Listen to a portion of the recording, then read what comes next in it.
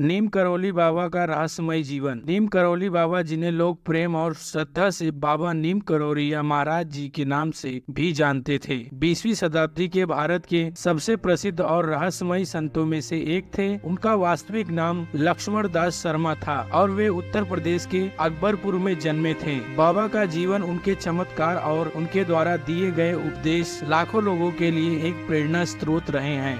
बाबा ने कभी खुद को किसी विशेष धर्म या परंपरा से नहीं जोड़ा, बल्कि उनका संदेश था प्रेम, करुणा और सेवा।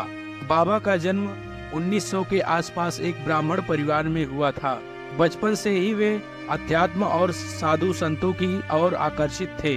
कहा जाता है कि बहुत कम उम्र में ही उन्होंने घर छोड़ दिया और आध्यात्मिक यात्रा पर निकल गए। उन्होंने अपने जीवन का अधिकांश समय हिमालय में ध्यान और साधना में बिताया। हालांकि उनके जीवन के प्रारंभिक वर्षों के बारे में बहुत कम जानकारियां उपलब्ध हैं, लेकिन यह कहा जाता है कि वे एक बार साधना के दौरान एक अद्वितीय आध्यात्मिक अनुभव से गुजरे, जिसके बाद उनका जीवन पूरी तरह बदल गया। नीम करौरी बाबा के जीवन में कई रहस्यमयी और चमत्कारिक घटनाओं का जिक्र किया जाता है। एक प्रसंग में बाबा ट्रेन में बिना टिकट यात्रा कर रहे थे और जब उन्हें टिकट कंडक्टर ने पकड़ा तो उन्हें ट्रेन से उतार दिया गया। जैसे ही बाबा ट्रेन से उतरे, ट्रेन आगे बढ़ने से इनकार कर दी। जब स्टेशन मास्टर और अन्य अधिकारी आए और बाबा से वापस ट्रेन में बैठने का आग्रह किया, तभी ट्रेन चली। इस घटना के बाद से बाबा की लोकप्रियता और बढ़ गई और लोगों ने उन्हें एक अद्वितीय संत मानना शुरू कर दिया। नीम करौरी बाबा का सबसे बड़ा चमत्कार था लोगों के जीवन में बदलाव लाना। उनके पास आने वाले लोगों को वे अपने आशीर्वाद से शांतिपूर्ण और आनंदमय जीवन प्रदान करते थे।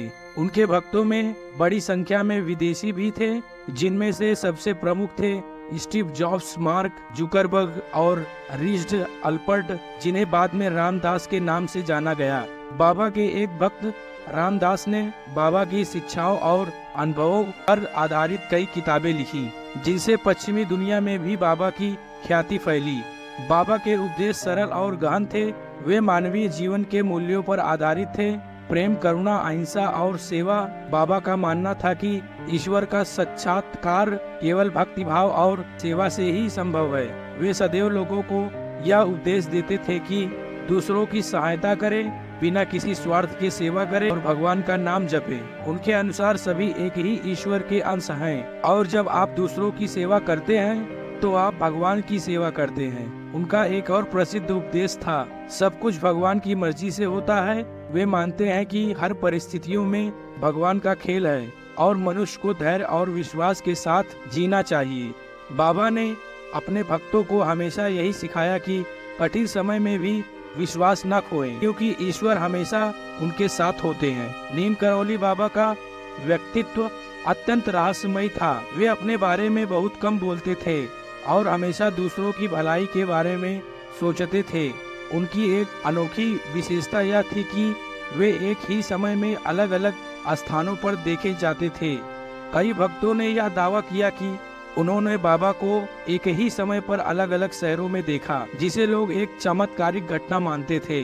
बाबा के पास आने वाले भक्त अक्सर यह महसूस करते थे कि वे उनके मन की बात जान सकते हैं। उन्होंने कई मौकों पर भक्तों के अनसुलझे सवालों का उत्तर दिया, बिना यह जाने कि वे क्या पूछने वाले हैं। यह क्षमता उन्हें एक अद्वितीय और रहस्यमय संत बनाती थी। 1973 में नीम करौरी बाबा ने अपने पार्थिव शरीर को छोड़ दिया।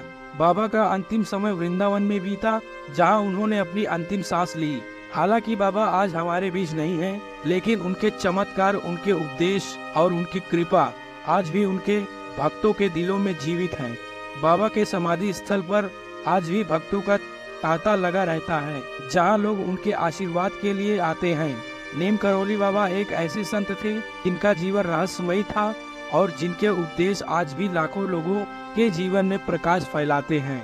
उनका संदेश था कि प्रेम और करुणा के माध्यम से ही ईश्वर पाया जा सकता है और यह कि सेवा ही सच्ची भक्ति है। उनके चमत्कारिक जीवन और उनके द्वारा किए गए चमत्कार आज भी भक्तों के लिए प्रेरणा का स्रोत है। उनका यह रहस्यमय व्यक्तित्व और उनके अनगिनत चमत्कार उन्हें एक दिव्य और अद्वितीय संत के रूप में स्थापित करते हैं, जिनकी कृपा और आशीर्वाद समय की सीमाओं से परे हैं। तो दोस्तों, आपको ये कहानी कैसी लगी? अगर अच्छी लगी होगी लाइक, शेयर, सब्सक्राइब जरूर करिएगा। तो मिलते हैं अगले वीडियो में। धन्यवाद।